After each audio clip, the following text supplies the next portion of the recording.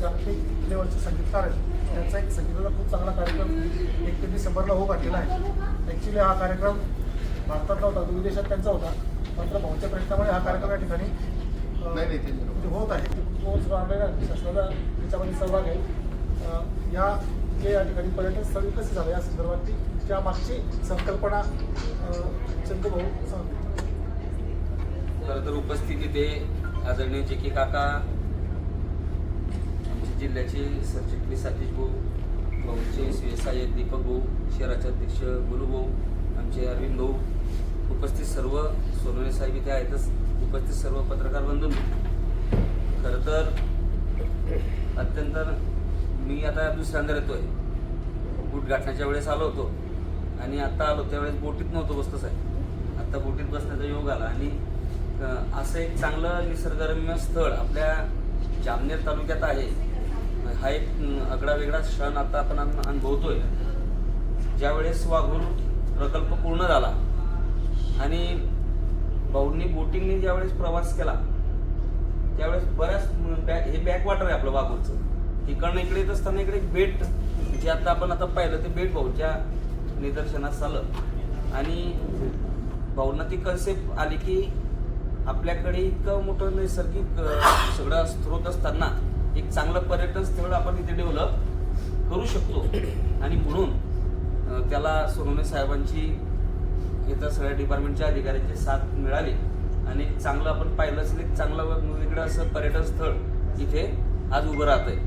खऱ्या अर्थानं भाऊंना जामनेर तालुक्यात जे सौंदर्याची भर घातल्या जाते त्यात आपण पाहिलं असेल की सोनबर्डीच्या माध्यमातून एक चांगलं डेव्हलपमेंट तिथे झालं आणि मग त्याला जोडीला काय जामनेर पुढे जाण्यासाठी काय केलं पाहिजे तर मग पर्यटन स्थळी तिथे डेव्हलप कसं होऊ शकतं, म्हणजे बॅकवॉटरचा कसा फायदा होऊ शकतो, त्या बेटाचा कसा उपयोग करता येऊ शकतो, हे सगळं आपण आपल्या उघड्या डोळ्यांनी बघतोय. अत्यंत निसर्गरम्य अशा या वातावरणात तिथे तुमचे राहण्यासाठीचे जे विला आहेत त्यानंतर सगळ्यात तिथे सुखसुविधा, स्विमिंग पूल वगैरे सगळ्या सुखसुविधा आहेत. त्यानंतर आता आपण ज्या बोटमध्ये बसलोय, ज्या अर्जात बसलोय तिथे खाली आपण बेडरूम वगैरे, मी पण आता त्या पहिल्यांदाच बघतोय तुमच्या निमित्तानं. मला आत्ता साहेब पाहायला, कारण इथे नव्हतं आलो मी, त्या उद्घाटनाच्या दिवशी तिथे आलो होतो. अत्यंत चांगलं असं स्थळ इथे डेव्हलप केलंय. स्पीड बोर्ड आता इथे ठेवलेले आहेत, ज्यांना राईड करायची असेल तो त्या राईड करू शकतो स्पीड बोटच्या माध्यमातून. आणि नौका विहार ज्याला आपण म्हणतो, म्हणजे कुठेतरी बाहेर जाऊन खूप पैसे खर्च करून जो आनंद मिळवण्यासाठी आपण जातात त्यांनी खूप पैसे खर्च करावे लागतात, ते अगदी आपल्या जवळ असं जामनेरमध्ये आपल्याला मिळतं. हे जिल्ह्याच्या जळगाव जिल्ह्यासाठी अत्यंत एक पर्वणी आपण आता त्याला म्हणू शकतो.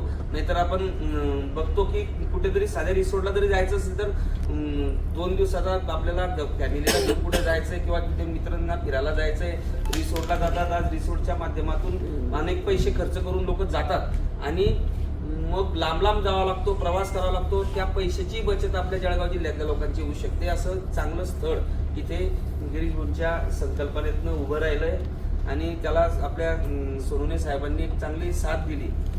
गारखेडा परिसर त्या निमित्ताने तिथे डेव्हलप झाला आणि चांगला रस्ताही भुसावळकडनं आपण येऊ शकतो. जळगावला जोडणारे म्हणजे चारी बाजूला जोडणारे रस्ते इथे आहेत. असं चांगलं निसर्गरम्य स्थळ इथे या निमित्ताने उभं राहिलंय आणि खूप चांगल्या सुविधा ज्या पर्यटन स्थळ आपण ज्याला म्हणतो त्या इथे देण्यात आलेल्या आहेत.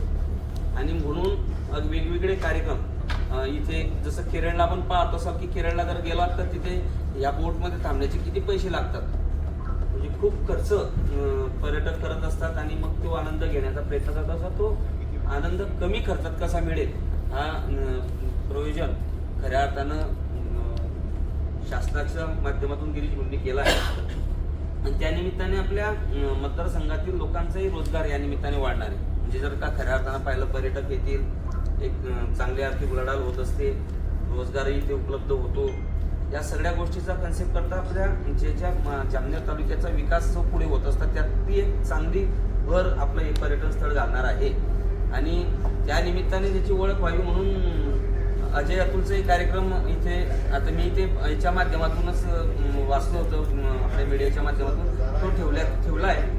आणि असं एक चांगला कार्यक्रम देखील इथे होणार आहे. आणि मग त्या निमित्ताने लोकांना याची ओळख कशी होईल, या पर्यटन स्थळ कसं डेव्हलप झालं, कसं आहे हे हाही डोळा आपल्याला अनुभवता आला पाहिजे, म्हणून आपल्या सगळ्या पत्रकार बंधूंना इथे आपण आज आमंत्रित केलं आहे की जेणेकरून आपण हे सगळं निसर्गरम्य पाहून लोकांपर्यंत आपल्या माध्यमातून गेलं पाहिजे. खरं तर आपण पत्रकार खूप मोठी भूमिकेतलं असतात, कारण अनेक गोष्टी ह्या लोकांपर्यंत पोहोचवण्याचं एक चांगलं माध्यम आहे आणि एक चांगला मॉडेल हे आपल्या माध्यमातून जनतेपर्यंत